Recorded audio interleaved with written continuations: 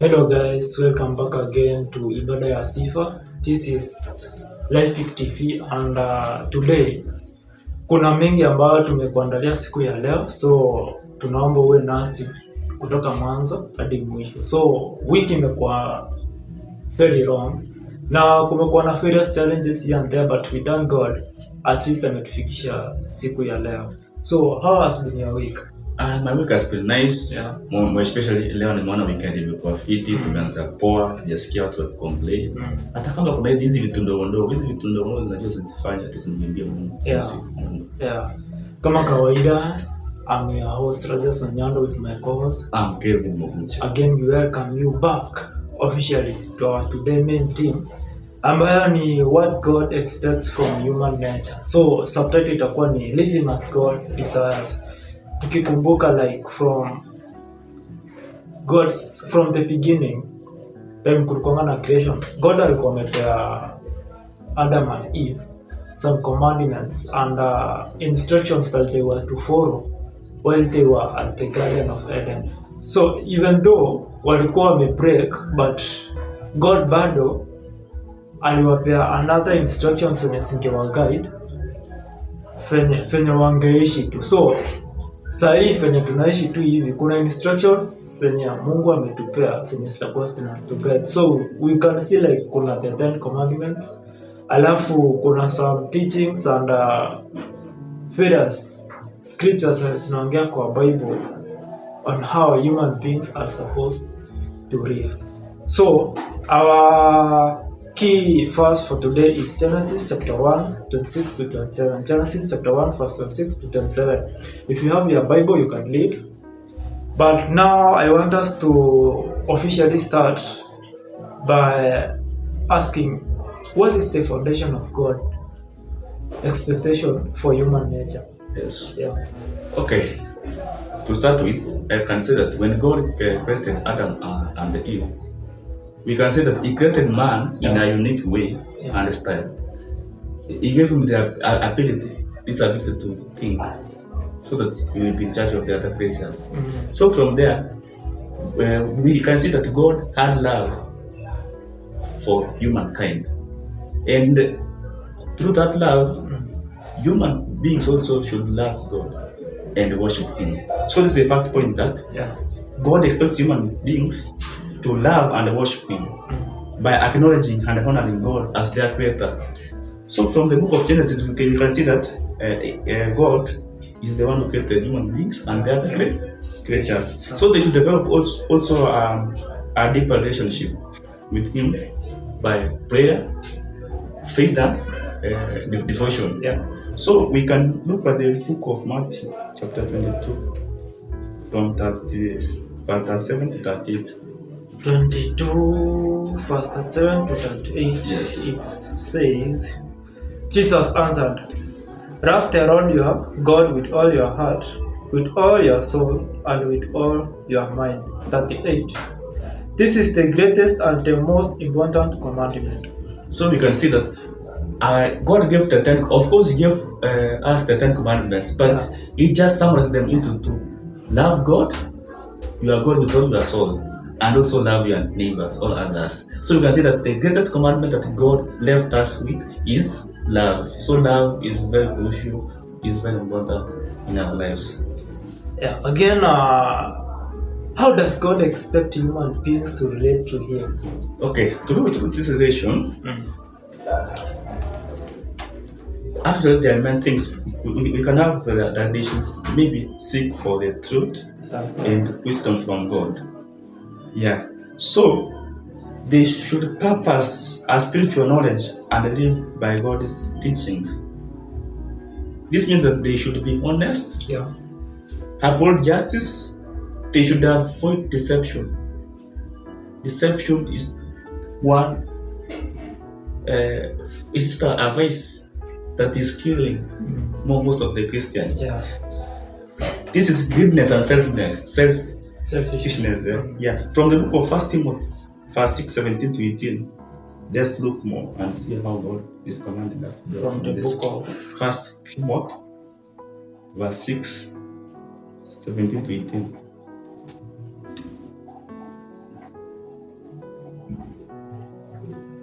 First Timothy chapter 6, verse 17 to 18.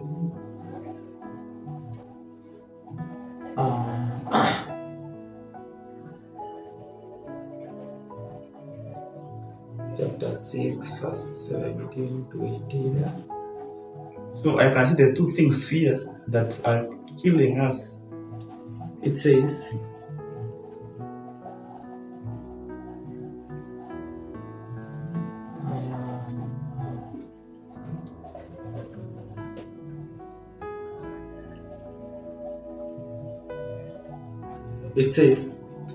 command those who are rich in the things of this life not to be proud, but to praise their hope, not in such an uncertain thing as riches, but in God, who generously gives us everything for enjoyment. So we have seen already that we should align by God's teaching. Yeah. And again, on the same point, God expects his people to live righteously and morally.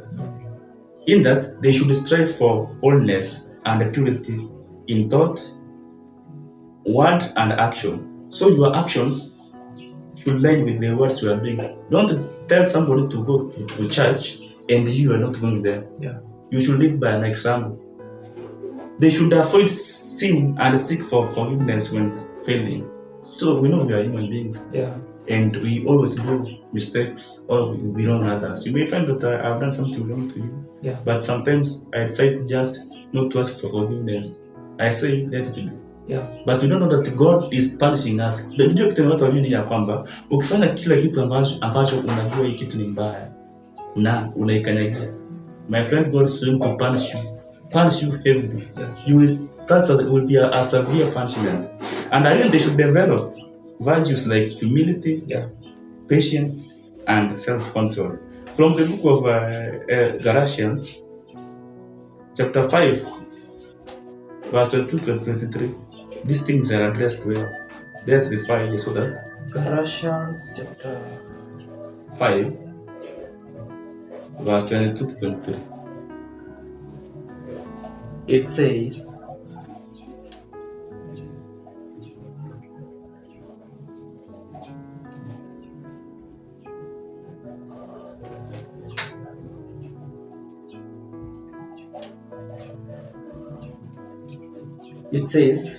but the Spirit produces love, joy, peace, patience, kindness, goodness, faithfulness, humility, and self-control. There is no law against such things as this. So that's actually the fruits of the Holy Spirit. Yeah. They are addressed there well. You know, not everybody can have them, but we just try our best. Yeah. To do what's good, so that we can be rewarded in return. Again, you realize that God also expects humans to treat one, like, what I want to ask is, maybe as we live as human beings, there is that way that we are supposed to treat one another. Yeah. So that brings me to the question that how does God expect human to treat one another? Yeah. Actually, human beings, they should love one another. They should be ready to serve each other. So this means that I'm going to a point that says love and serve others. So you should treat others with kindness, respect, and compassion. This means that you should help the needy, care for the poor, and be a source of encouragement to others. Don't be the one who is just killing others. Morale. Somebody wants maybe to mtu kama anataka kujenga nyumba kwako, unamwambia ukijenga hivi tunaona mimi ni mtu mbaya. Wewe unajenga nyumba yako hautaishi, atakuwa huyu mtu anaweza develop. No. The guy can't because you are not a source of encouragement. You should encourage him in fact. Jenga nyumba yako manzi. Kila kitu ni God manzi. Wewe do everything. Tambia tu nyumba. So hiyo pia inanikumbusha like in various villages, when I realized that kuna jamaa amepata kazi, ana earn well, then kuna development anataka kufanya kwao nyumbani. Yeah. Maybe anataka kujengea wazazi, then maybe ni personal house, ama anataka kununua gari, but unapata like kuna various members of community, maybe ni friends, maybe ni parents themselves, wanamwambia huku ukijenga maybe you may die, watu watakuroga, various things like that. So una realize that most people in the community hawafanyangi various projects huko. Yeah. Why?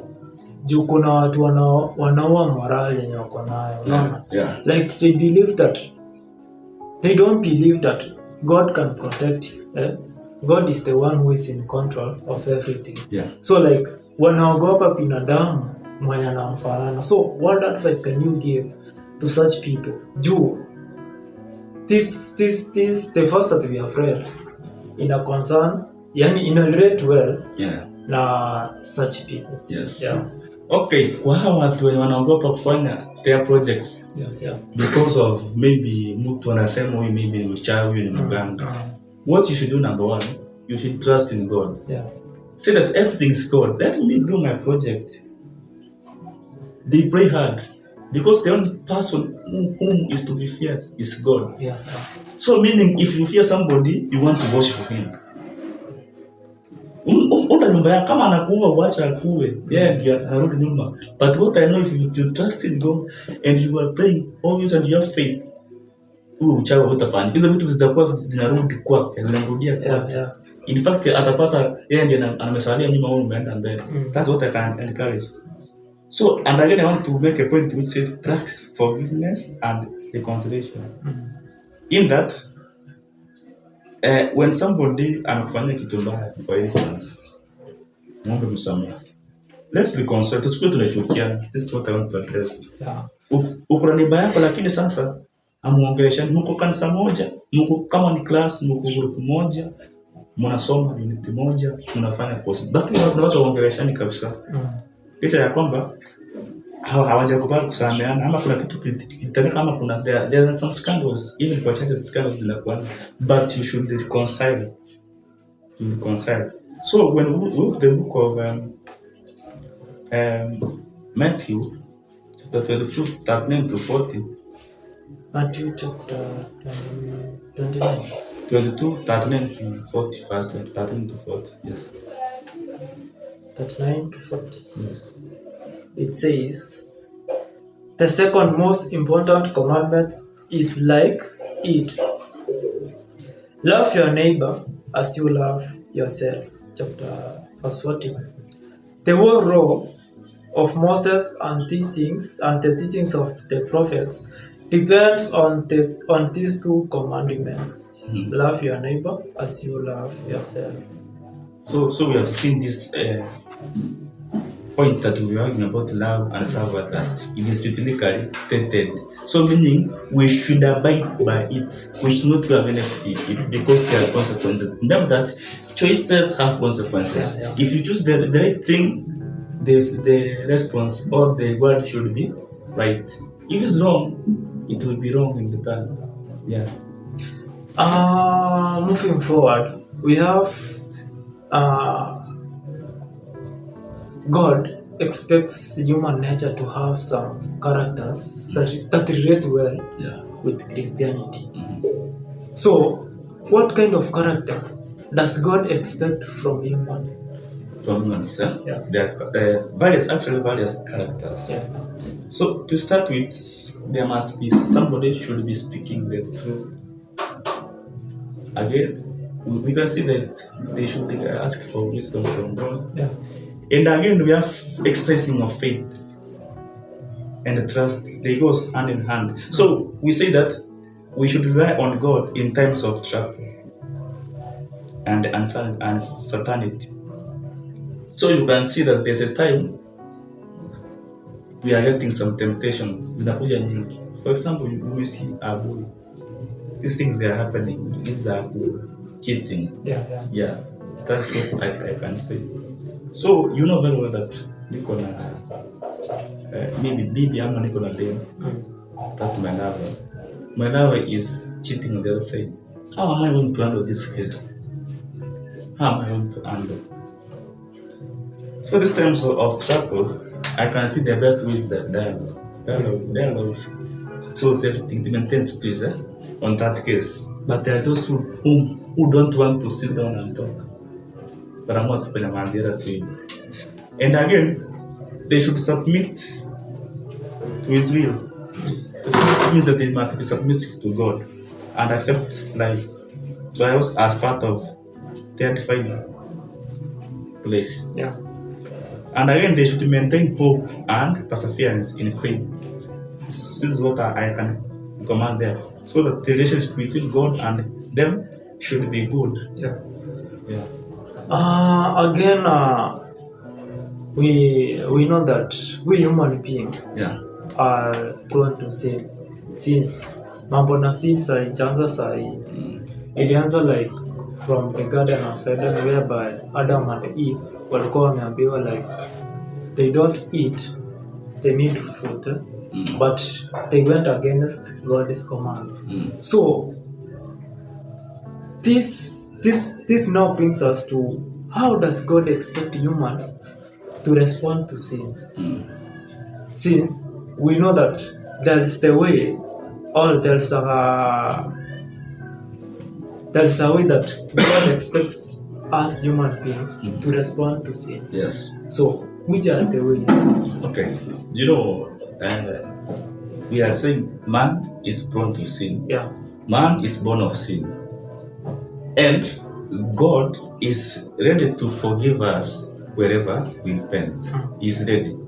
So he knows that was there's a time when Jesus was someone would ask Jesus, how many times should you forgive somebody who has wronged you? Jesus said you should forgive him 7 times. This means that as many as possible, I can say.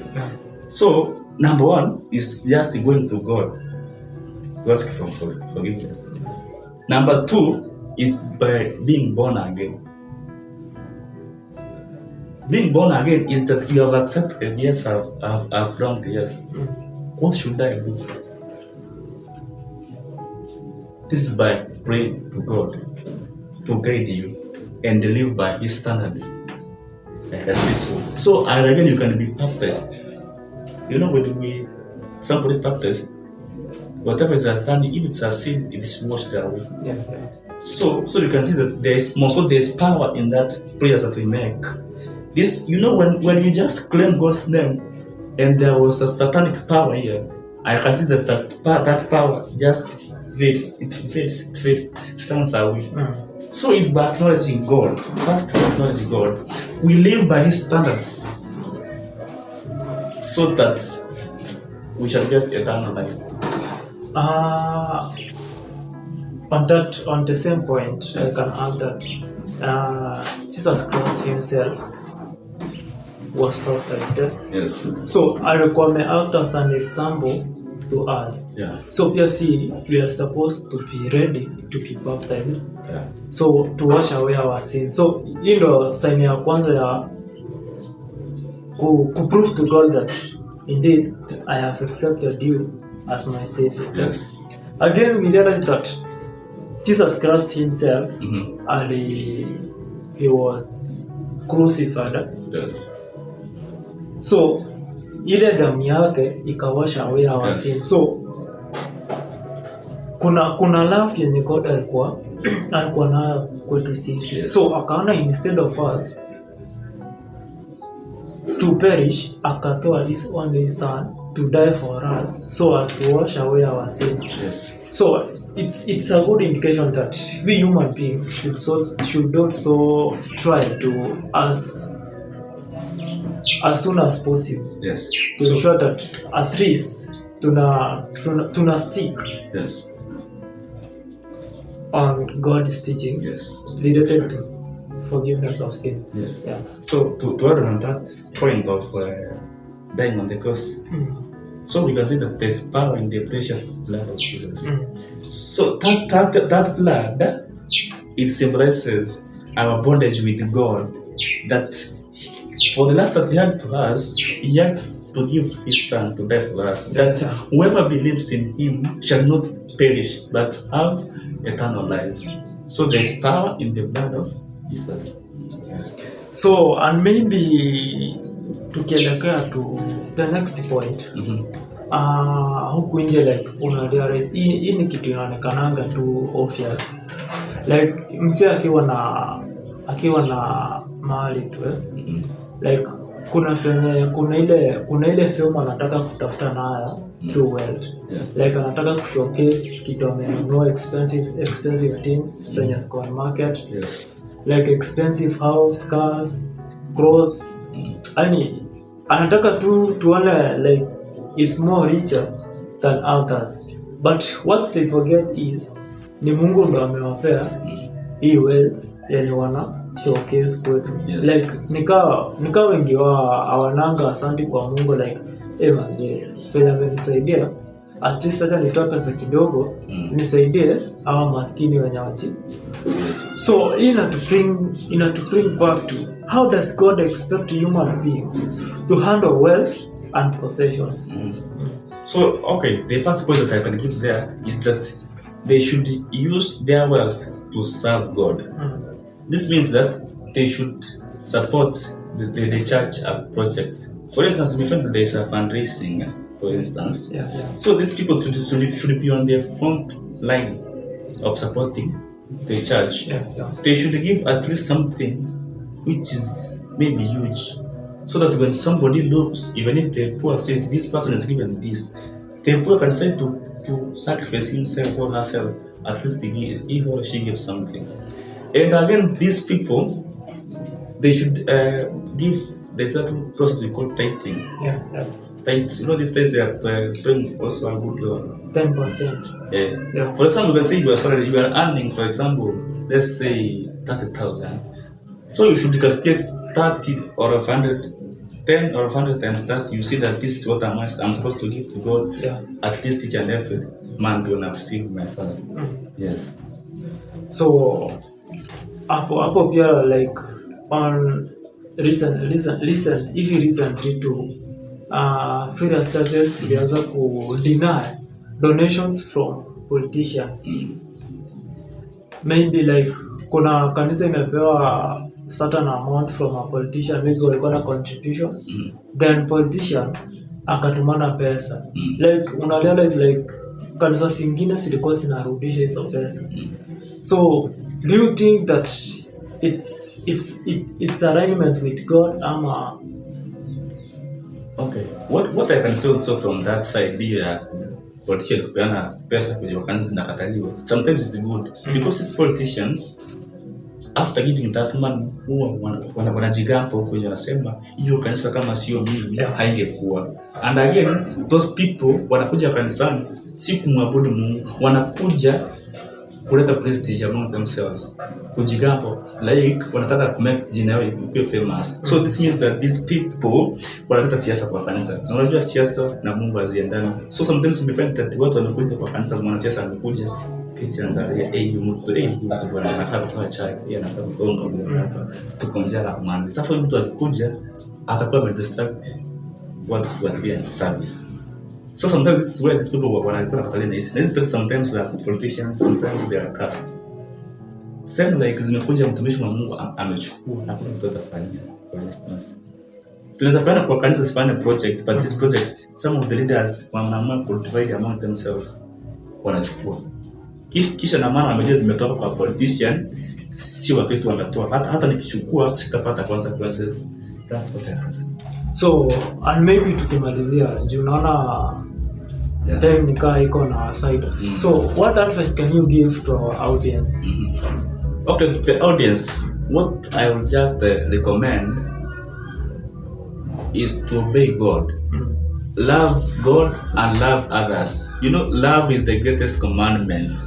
Labda vitazopitia kwa leo kwa mafunzo yetu ya leo, hata kama hujashika kitu tu jua love God, you are God, and love neighbor all others. Yeah. These two commandments, at least ukienda huko nje nawe sambaza kwa wengine, habari ambia ya kwamba leo, ama Biblia tuambia ya kwamba, itufunza ya kwamba leo lazima tuwe kwa upendo kwanza kwa Mungu, kwa kumwabudu, na kwa wenzetu tuwapende, pia tufanye nini? Tuwasamehe wanapotukosea. On my side, as fenya kitu ningependa kuachia tu ni hiyo verse ya kwanza yenye tulianza nayo, yenye ilikuwa ni Genesis chapter 1 verse 26 to 27. So do according to God's commandment. Manze, like ukiamua kufanya kitu, maybe umepata form mahali fulani, maybe kuna msee anahitaji usaidizi wako na you are capable of helping, then msaidie tu. So Genesis chapter 1 26 to 27. Hii imekuwa ni ibada ya sifa, na hapo ndo tungependa kutamatia nini yetu kwa kipindi chetu cha leo. Until tukutane wiki ijayo. Nimekuwa ni wako Rogers Onyando na mwenzangu Kevin Uche. Before tumalize, kitu napenda kusema, umbali huu tumetoka ni Mungu ametutoa. Kila kitu tukumbuke ni God manze. Tukutane wiki ijayo.